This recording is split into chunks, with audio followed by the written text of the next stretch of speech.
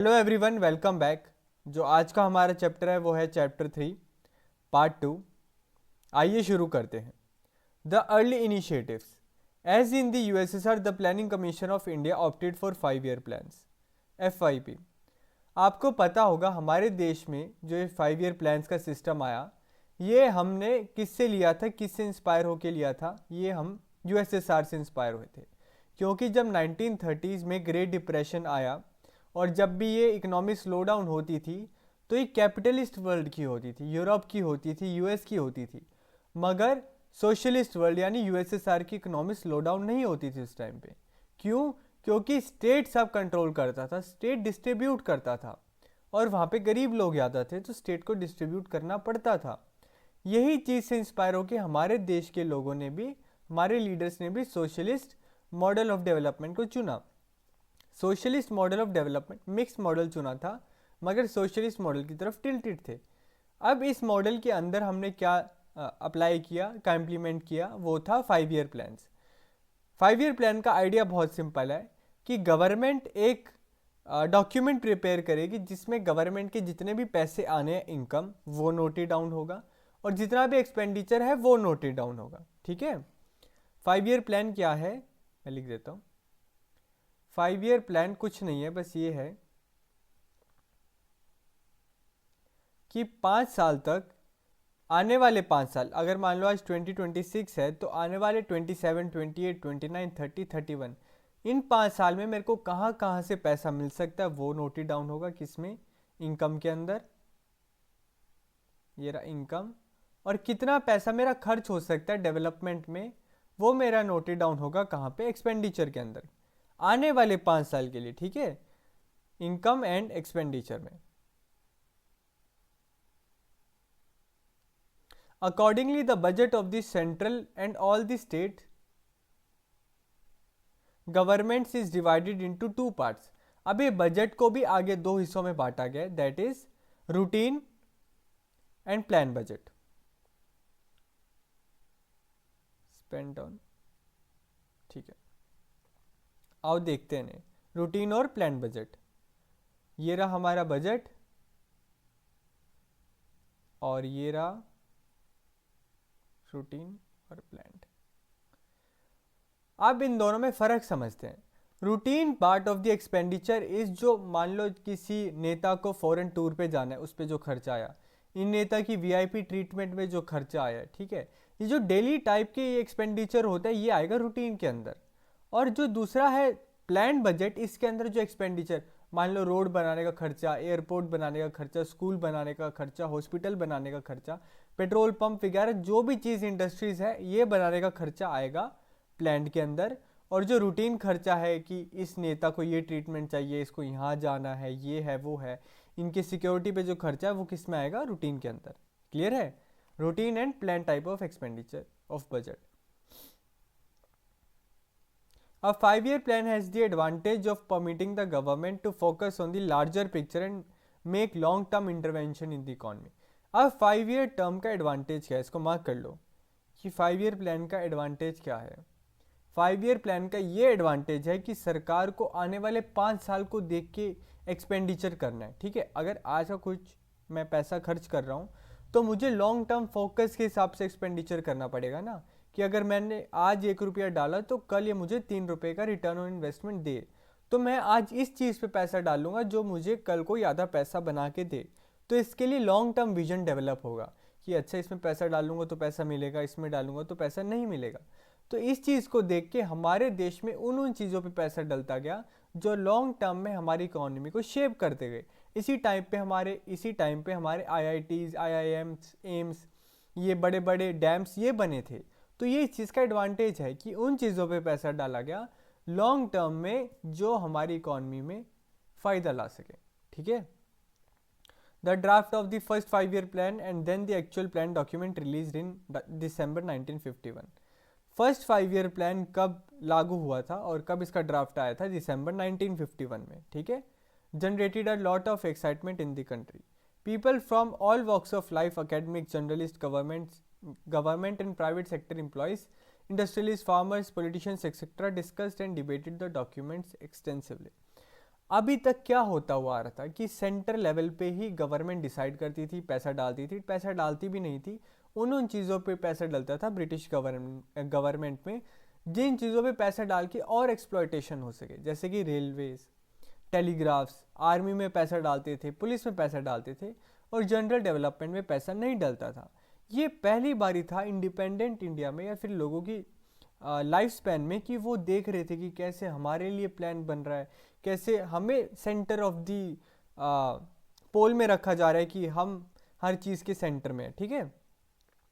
तो इसलिए लोग बहुत एक्साइटेड थे, इसको डिस्कस करते थे, क्या तुम्हें पता है कि ये चीज़ पे ध्यान दिया जाएगा, क्या तुम्हें पता है ये होने वाला है। तो लोगों के बीच में एक उत्सुकता थी कि पहली बार हो रहा था, ठीक है।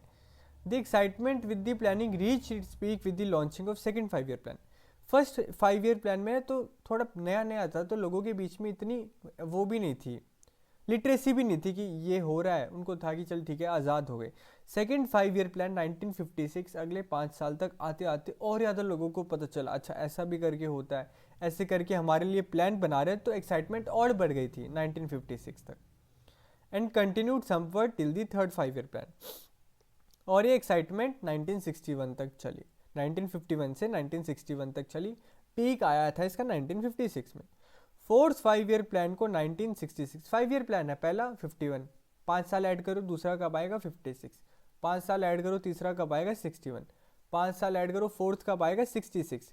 मगर फोर्थ 5 ईयर प्लान 66 में नहीं आया, फोर्थ 5 ईयर प्लान आया 69 में, जहाँ तक मुझे याद है, ठीक है। The fourth 5 year plan was due start in 1966. By this time, the novelty of planning had declined considerably, and moreover, India was facing acute economic crisis. The government decided to take a plan holiday. याद रख लो, mark कर लो, दिमाग में बिठा लो ये चीज़, CUT में आ जाएगी या बोर्ड में आ जाएगी, कहीं तो आ जाएगी। प्लान हॉलीडे 1951 में पहला प्लान, 1956 में दूसरा प्लान, 1961 में तीसरा प्लान। फोर्थ प्लान 1966 में शुरू ना होकर 1969 में क्यों शुरू हुआ? 1966 से 69 वाला पीरियड को हम प्लान हॉलीडे बोलते हैं, कि अभी प्लान से छुट्टी ले लो, अभी हम और प्लान बनाने के लिए रेडी नहीं है। इसके पीछे कारण क्या है? उस टाइम के वो देखो, कंटेक्स्ट देखो क्या था। 1962 में वॉर लड़ी हमने, 1965 में वॉर लड़ी हमने, क्राइसिस हुए, इन्फ्लेशन बढ़ा, अनएम्प्लॉयमेंट बढ़ा, तो हमारे देश का पैसा कहाँ खर्च हो रहा था? बॉर्डर्स पे खर्च हो रहा था, डेवलपमेंट के लिए पैसा ही नहीं बच रहा था, ठीक है। इसी चीज़ के चक्कर में हमने 1966 वाला प्लान 1969 में इम्प्लीमेंट किया, और इन 3 साल को हम बोलते हैं प्लान हॉलीडे। 66 से 67 एनुअल प्लान आया, 67 से 68 एक और एनुअल प्लान आया, 68 से 69 एक और एनुअल प्लान आया, 3 एनुअल प्लान आए थे इसके अंदर, ठीक है। Though many criticisms emerged both about the process and the priorities of these plans, the foundation of India's economic development was firmly in place by then. कह रहे हैं कि इसके आसपास बहुत क्रिटिसिज्म था 5 ईयर प्लान पे, कि फर्स्ट 5 ईयर प्लान में एग्रीकल्चर में ध्यान दिया, दूसरे में इंडस्ट्रीज़ में ध्यान दिया, ये इस पे चीज़ पे ध्यान दो, इस पे ध्यान दो। मगर फोर्थ 5 ईयर प्लान तक या फिफ्थ 5 ईयर प्लान तक लोगों को दिख गया था कि इसका फ़ायदा बहुत है, ठीक है।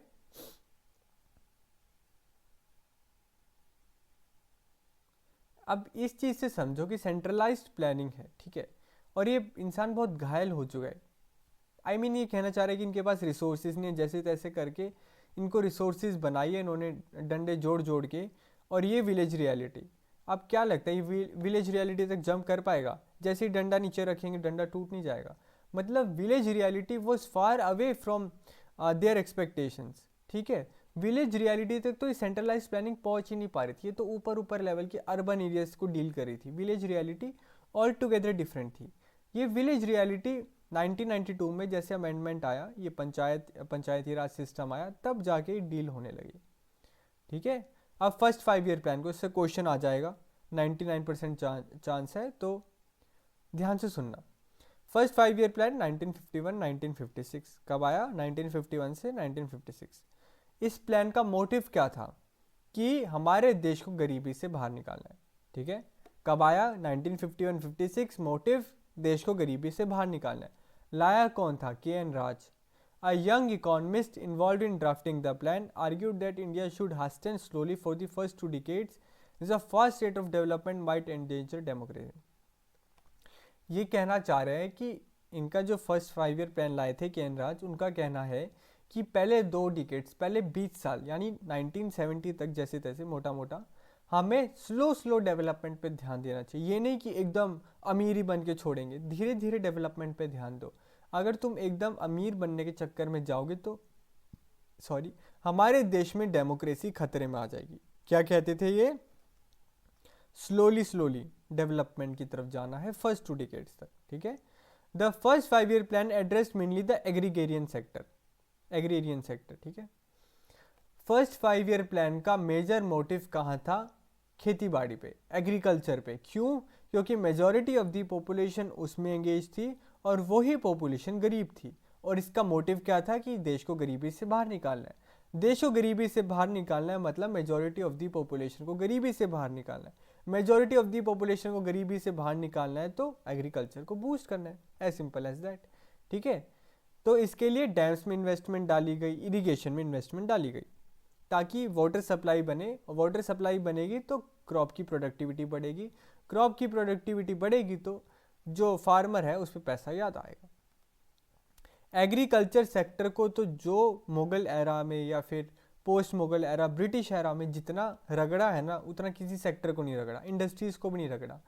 जितना भी ब्रिटिशर हमारे देश से पैसा ले गए वो एग्रीकल्चर सेक्टर के पीजेंट्स या फिर ज़मींदार तो फिर भी बच जाते थे। जो पीजेंट्स थे ना उनको रगड़ के पैसा लेके गए। तो agriculture sector was the hit hardest by partition and needed urgent attention. इसलिए इस सेक्टर पे ध्यान देना बहुत जाहिर सी बात थी। Huge allocations were made for large scale projects like Bhakra Nangal dam भी इसी टाइम बना था।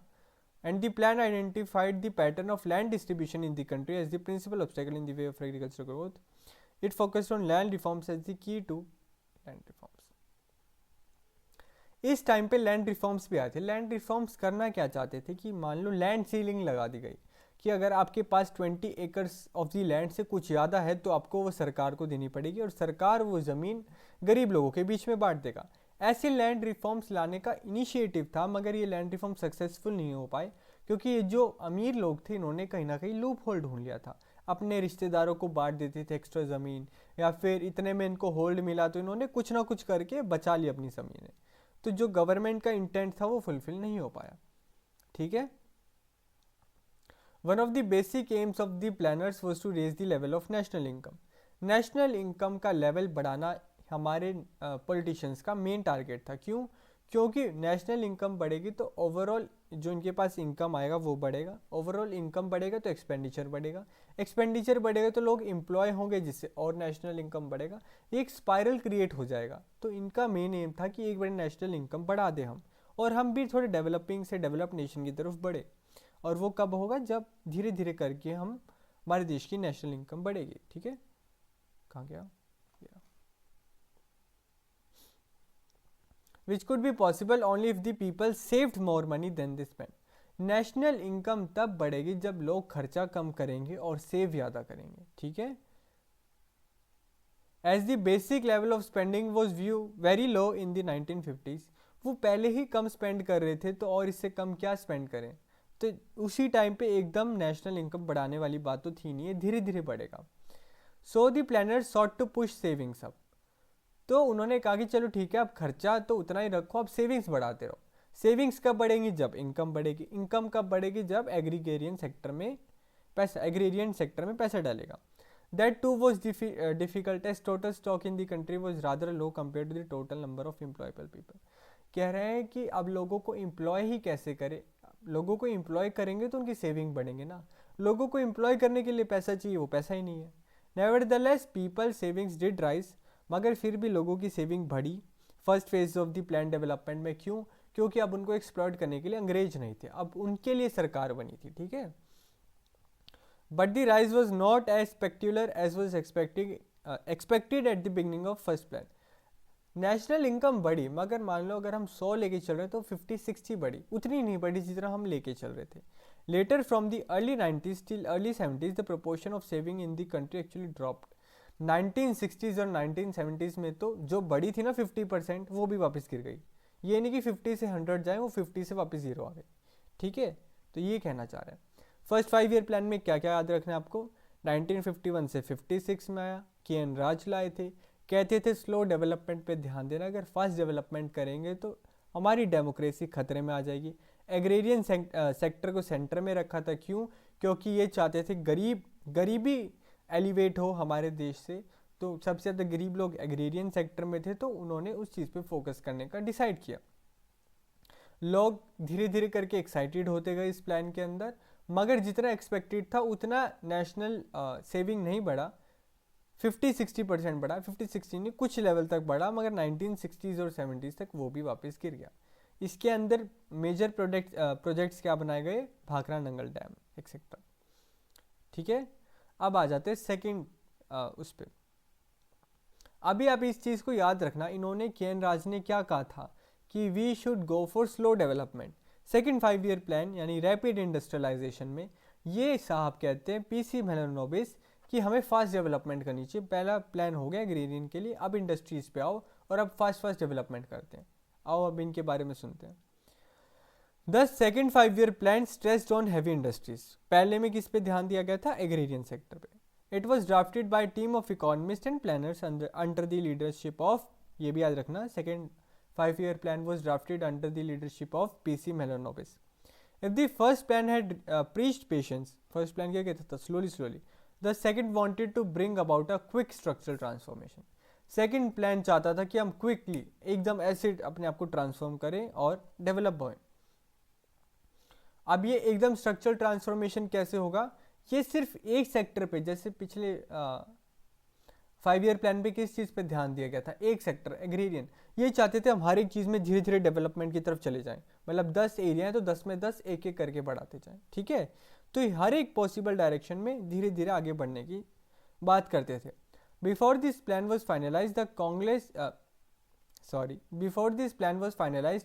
Congress party at its session held at Avadi, याद रखना मैं बता रहा हूँ, क्वेश्चन था इस पर मेरे सीयूटी में।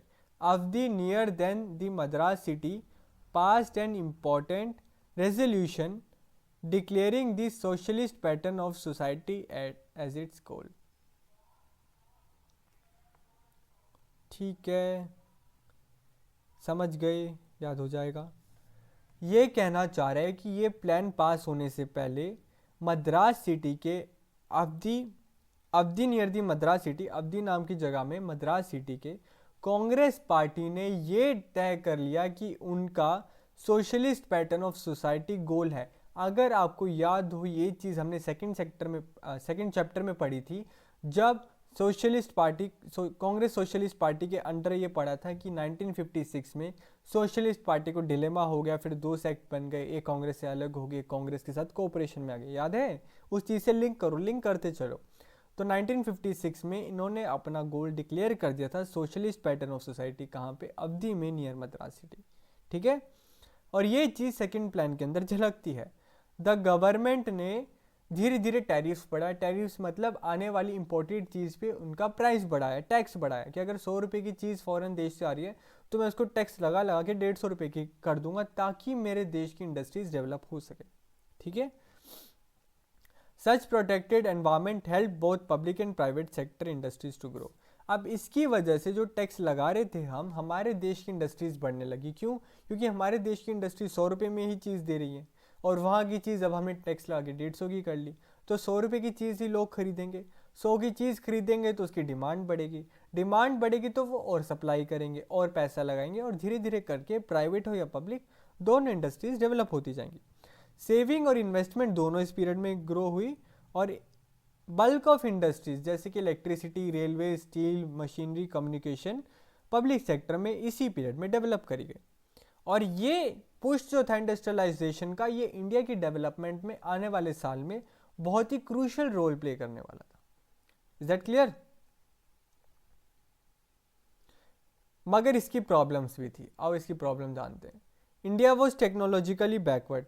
अब ये जो इंडस्ट्रियलाइजेशन की बात कर रहे थे, ये ब्रिटेन के जैसे देशों से इंस्पायर होके बात कर रहे थे, मगर इंडिया टेक्नोलॉजिकली बैकवर्ड था, तो जितना इम्प्रूवमेंट हमें करना चाहिए था उतना इम्प्रूवमेंट हम नहीं कर पाए।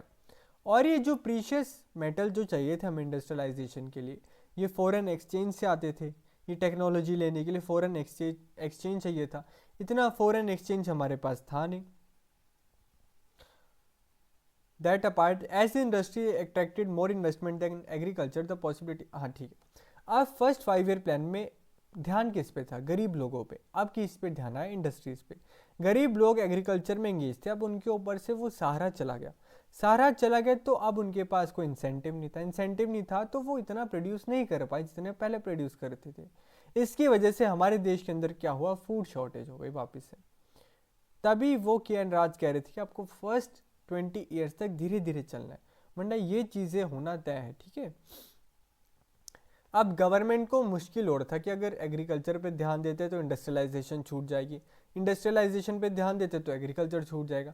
अब जाएं तो जाएं क्या, कहाँ, और करे तो करे क्या। और थर्ड प्लान पे भी हमने इंडस्ट्रियलाइजेशन पे ही ध्यान दिया, और वो भी सेकंड प्लान की तरफ सेम था। अब कुछ लोग इसको क्रिटिसाइज करते हैं कि अर्बन बायस। समझो, फर्स्ट प्लान एग्रीकल्चर, एग्रीकल्चर कहाँ पे होता है? रूरल एरियाज पे मोस्टली। अब सेकंड और थर्ड प्लान क्या काम करते थे? इंडस्ट्रियलाइजेशन। इंडस्ट्रियलाइजेशन कहाँ पे होता है? अर्बन एरियाज में। तो कुछ लोग क्रिटिसाइज करने लगे कि तुम तो धीरे धीरे करके अर्बन बाइस्ड, अर्बन लोगों की डेवलपमेंट पे ध्यान दे रहे हो और गरीब लोगों की डेवलपमेंट को इग्नोर कर रहे हो। Other thought that industry was longly given priority over agriculture. There were also those who wanted focus on agriculture related industries rather than heavy ones. अब कुछ कहते थे कि आप इंडस्ट्रीज पे ध्यान ना दो, कुछ कहते थे उन इंडस्ट्रीज पे ध्यान दो जिनकी वजह से हमारे एग्रीकल्चर प्रोडक्टिविटी बढ़े, ठीक है। तो इसके प्रॉब्लम्स क्या थी? पहला, टेक्नोलॉजिकली बैकवर्ड था, जिसकी वजह से हमें फॉरेन एक्सचेंज जो पहले लिमिटेड था वो खर्च करना पड़ता था ताकि हम दूसरे देशों से टेक्नोलॉजी ले सकें। एग्रीकल्चरल प्रोडक्टिविटी गिर गई, फूड शॉर्टेज आने लग गई, और कुछ लोग इसको अर्बन बायस कहने लगे, ठीक है। With that our chapter is over. और ये बैक एक्सरसाइज के क्वेश्चन बहुत सिंपल है, नहीं समझ आएगा तो कमेंट करके बता देना। ये साइड बॉक्स कर लेते हैं। PC Mahalanobis, leader of second 5 year plan 1893 to 1972, scientist थे, स्टैटिशियन थे, इंटरनेशनल रेप्यूटेड था। ये चीज़ याद रखना। PC Mahalanobis was founder of Indian Statistical Institute 1931. PC Mahalanobis was founder of Indian Statistical Institute 1931. Second plan के आर्किटेक्ट थे, रैपिड इंडस्ट्रियलाइजेशन को support करते थे, और पब्लिक सेक्टर में इनका मेजर रोल था, ठीक है। ये चीज़ इसमें बहुत इंपॉर्टेंट है कि इंडियन स्टैटिस्टिकल इंस्टीट्यूट किसने फाउंड किया? PC Mahalanobis ने, ठीक है। With this our chapter is over.